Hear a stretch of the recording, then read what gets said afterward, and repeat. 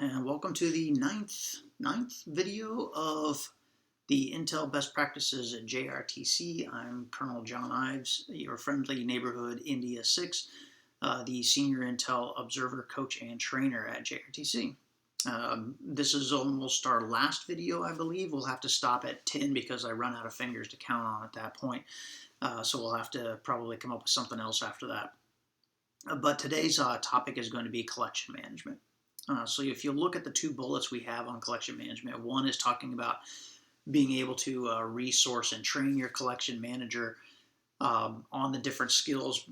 Most importantly, the being able to plan out EAB and organic collection. And then the second bullet really talks about the collection manager's ability to execute organic collection management. I'll touch on both of those throughout the video, but I wanted to make sure you saw these two. First and foremost, at JRTC, we do not judge you ever, but more importantly, we don't judge you on the artistic value of your collection matrix. So if your information collection synchronization matrix is a swim lane chart, or it is more of the Word Excel version, something like this one, we really don't judge. It has to fit what your commander needs. It has to be able to communicate the collection plan. And it has to be able to organize all of the assets, and it has to facilitate the operation going after the commander's decision support matrix, the PIRs, the high value targets. All of these things are very important. If your collection plan goes after those, we don't really care what it looks like. Now, we do see some lazy collection plans, for example, ones that have a swim lane charts, kind of like this, and the swim lane chart just goes across the entire time frame of that battle. So say it's like a 72-hour swim lane chart for SIGINT collection team. Okay, ask any SIGINT collection team out there, is 72 hours from point A to point B realistic without taking into account how long is it going to take you to move from point A to point B? Are you going to be able to stay in the same location for that entire period of time? And if not, then there's got to be some sort of built-in jumping time between the collection teams to say, okay, this one's stationary, this one's moving, blah, blah, blah. But also these lazy swim lane charts that have that entire 72 hours spread out, but then also identifies 20 NAIs across a 200 square kilometer area that we know for sure that team can't collect on, and yet they're on there as being something we need to collect on, and it stays that way the entire rotation. That tells me that it's just a lazy information collection synchronization matrix, and definitely a bad collection plan. But we've also seen some really good ones. One of my favorites that I've seen had all the swim lane stuff on there, plus it had little call out boxes for the task and the purpose of each asset. It had who was going to be ITC for that particular asset if it was EAB coming in. It had all the NAIs were identified. I mean, this thing was really beautiful. Unfortunately, it took the collection manager upwards of I think a day and a half for the first version of it. So it took all the way from like R8 to R10 before it was completed, which was almost too late because, like I said before, on R9 you start tearing everything down, and R10 you're actually like you're in the fight. So it didn't get released, so it was late. And then after that, I think it took 5 to 8 hours for each version, each time they worked on it, because it was so intricate, so much detail in that one chart.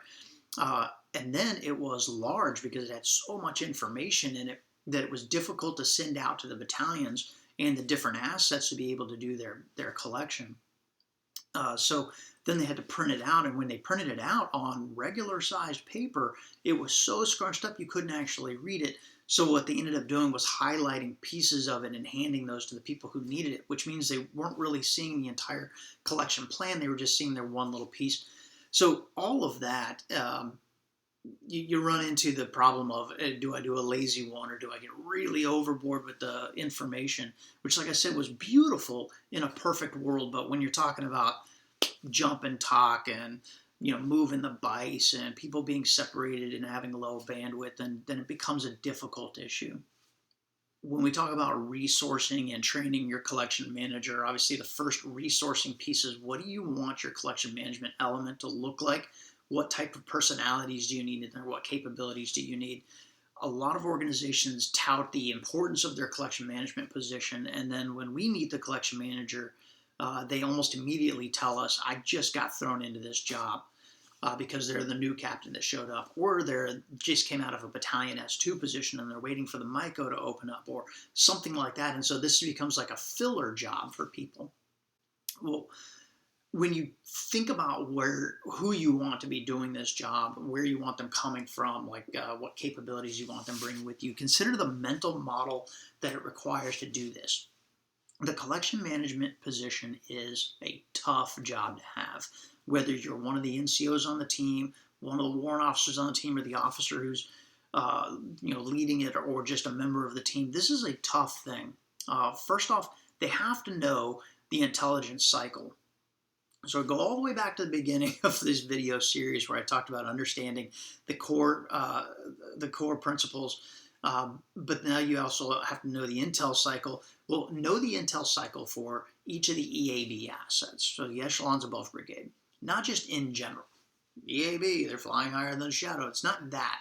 It's knowing, how do I actually get the requirements or the quest for collect up to division or higher in order for that asset to be on our NAIs, on our requirements. So there's that. So that's part of the plan and direct piece.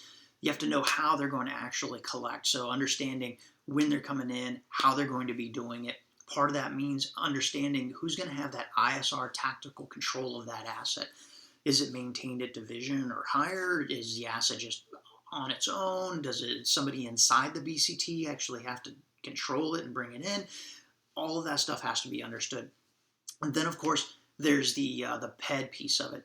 Each of those assets has a different PED architecture. There's something inside of your BCT that receives it, that raw data, or receives the reporting. And so understanding that PED piece of it all is very important, because it's not just the movement of the data, but who's going to actually analyze that data. Organizations come in and they say, well, we're going to have the Gray Eagle flying at the same time as a shadow, looking at different places, but then they really only have one FMV analyst that's going to be looking at the video. So what do you want them focused on, the shadow or the Gray Eagle? And then there's this assumption that division is going to be watching the Gray Eagle. Well, keep in mind that at JRTC, the division is not just overwatching your BCT. We have BCTs that are in contact to the north and the south, or the east and the west of you, depending on how your rotation looks, that we're also controlling. Plus, as a division, we shouldn't be doing the PED for you unless you request it, which means you have to think through the process of, what does it take to do the PED for this asset? Do we have it internally organic to us, or do I need to ask for division support? I'm a relatively benevolent Division G2 during your rotation, and I'm telling you, I will turn it down in a heartbeat. If right as the asset comes on station and you start begging and screaming for PED, I'll say, no. Tell us what it is you want us to look at, and if we have time, we'll provide you reporting. Now, of course, I'm not going to let you flounder and fail, so we'll give you the reports that are necessary. But then at the same time, maybe I won't give you the asset at all because you didn't think your way through it. You also want your collection manager to understand all of the intel cycle for your organic assets. So again, how does that asset get tasked? How's it going to do its collection? What does the PED architecture look like? Who's going to analyze it? And then how do we disseminate that information out to people? This is all very important as well. Next piece, you have to know IPB. Not just IPB gets done, but where inside of IPB does the collection manager start developing the collection plan? When do high value targets get identified, and when can I start developing a collection plan for those? When do I complete the collection plan? Is it right after the end of the sit temp? After the event temp? After the event matrix? If I don't receive an event matrix, should I scream bloody murder, or should I just say, well, c'est la vie, this is how life works around here? These are the things that a good collection manager can reach in and say, hey, got it, I know you're busy, but I did not get the event temp. I did not get the event matrix. Do you have anything that explains to me what these 30 NAIs are really telling me? If you're not a part of the IPB, then you have to be willing to ask those questions of the people who did the IPB. The next one is they have to know how targeting ops inside their organization is working. Or the HVTs have been identified. We want to go after this air defense radar system because we've got an air assault happening. Well, where in the process do you provide that sensor to shooter plan? Does your targeting team want it ahead of time where you show up and say, here's the HVTs we got, here's the collection plan of how we're going to go after them? Or do you want the targeting team to all come together and say, okay, what kind of collect can we do? And then you start developing it together. So you have to understand how that whole process works. But most importantly, the collection manager has to understand sensor to shooter, not just sensor shooter, and that miracle occurs in the middle. Collection manager has to understand the blue plan. Now, if you're going to send the shadow up over an area to go collect and it's collecting on something that doesn't support the blue plan, then it was a wasted collection plan. Your human collection team can't be on the front edge, on the flat of your defensive positions. You have to understand what's the blue plan so that I can create a collection plan that goes with it, which means that you have to be in sync with the movements, you have to be in sync with the intent or the purpose of the operation, and then most importantly, the commander's decision points. You don't design those as the collection manager as the S2, but once somebody says, hey, this is when the commander decides to move an asset or commit the reserve or whatever it might be, then you have to understand what it takes to get that information. Remember, it's just raw information. What does it take to synthesize that, to analyze it, and then move that information into the ops channels so the ops channels can convince the commander that it has reached that point where it's decision. Some commanders take a little longer to make a decision. Some commanders just want to hear the raw data, analyze it themselves, and make the decision. But you have to understand how the commander thinks. So it's not just the S2 who has to know this, the collection manager has to know it as well. The collection manager has to know all that basic Army stuff. Now, we've talked about basic Army stuff all throughout this entire series of videos, but in this part, what I'm talking about is how do you actually task an asset, especially an organic asset? Well, the shadow might be a little easier because the shadow kind of already belongs inside that intel cycle, even though it's an operations capability. A lot of organizations can skip that whole operations process. But when it comes to, and I think I've said this before, if you send a SIGINT collection team or a HUMINT collection team out there and they show up at a battalion and the battalion's already, flustered, busy, tired, in contact, whatever it is, those assets get put on the back burner and they don't get support or they don't get sent out to where they're supposed to be for collection because the area is owned by that battalion or by that company or by that platoon. And if they don't understand why they're receiving the assets, then it does you no good because you're not getting the collection. So it has to be a part of the op order. Like I said, you can't bury it inside of Annex B and expect that everybody has read that you have to provide fuel for the generators or provide security for the HUMINT collection team or whatever it might be. And this is where we start talking about that second bullet of the collection manager has to understand the organic collection, providing the security, how are they going to communicate, who's going to support them, all that good stuff. It has to be in there. That's basic Army stuff. And that brings us to the last, which I believe is number 7 of the different things that a collection manager needs to do, is they have to be able to see the battlefield in 4 dimensions. Well, a collection manager has to be able to see that battlefield of how things are moving, how the battle's going to unfold, both for the red and for the blue, and then how those collection assets can support that. And then, like I said, it goes back to all those other pieces. How do I support the commander's decisions? So I have to have the decision support matrix. How do I support targeting, which means I have to understand the sensor to shooter plan for those high value targets. And then I have to understand the blue and the red plan so I can say, how do I confirm or deny the enemy's courses of action? So we go back to the original question. Who can do this for the S2? A lot of S2s want to throw in some brand new captain that just showed up in the organization, or they want to put a lieutenant and a couple of strong NCOs and a WO1 together and say, that's my team. And then when they start to flounder, I'll step in and I'll help them when they need it the most. When they need it the most is the entire time. The S2 does not have time to reach in and say, at this point, you have high-value targets that have come out of IPB. Take these and go develop a sensor-to-shooter plan. Go coordinate with targeting. And then when they come back, say, this isn't a good plan for targeting, go back. The S2 does not have time for all of that. They will never, ever be able to do all the S2 stuff that they're supposed to be doing because they're supposed to be overwatching IPB and they're supposed to be helping develop that Intel architecture plan. Your collection manager has to understand all of that. All of the things that an S2 does, the collection manager has to know. All the things that the MICO commander does or could do or should understand about their collection assets, the collection manager needs to know those also. So who's best for your collection management team? I've really beat to death the importance of the collection manager understanding everything about all of the assets, the blue and the red plan, the decision support matrix, high value targets, sensor to shooter, PED, all of that. It's all incredibly important that the collection manager be the right person and the team be the right collection of capabilities to do this. But if I haven't driven that home enough, let's take another look at the intelligence cycle. The collection manager is a part of the plan and direct, understanding IPB, developing that intelligence collection plan or that information collection synchronization matrix. The collection manager is huge in all of that.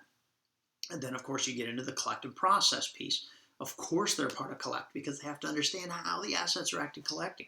And then the process piece. Well, if I plan for the JSTARS to collect at a certain time, but then I don't then coordinate with the BICE to make sure that the GMTI analyst is actually on duty during that time frame.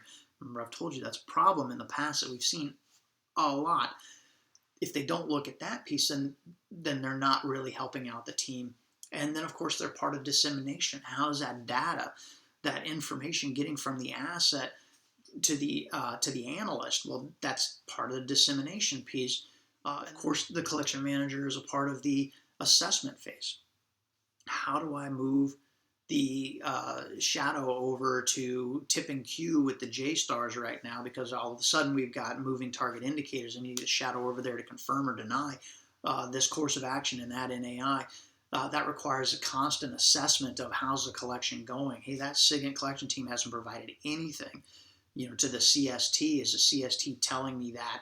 I need to understand how all of that works. And so, like I said, being a part of this entire process, this entire cycle, the collection manager is huge. Collection management is one of the funnest jobs in the brigade, in a battalion. At Corps, it doesn't matter where you are. Collection management is the funnest piece because, like I said, all of Intel has something to do with collection management. And so the collection manager has to be a part of all of that. If you want to learn more about your role as an intelligence professional, if you want to really dig in and be a professional, beg for those collection management positions because you will learn more about your organization, more about Intel, more about PED, more about the assets themselves than anybody else in your organization. So go and fight for that hard job. Well, that concludes today's episode. I'll come in for one more after this one to talk about some of your RFIs, the different questions I've received from people out there. Thank you so much. Be safe, be smart, go wash your hands.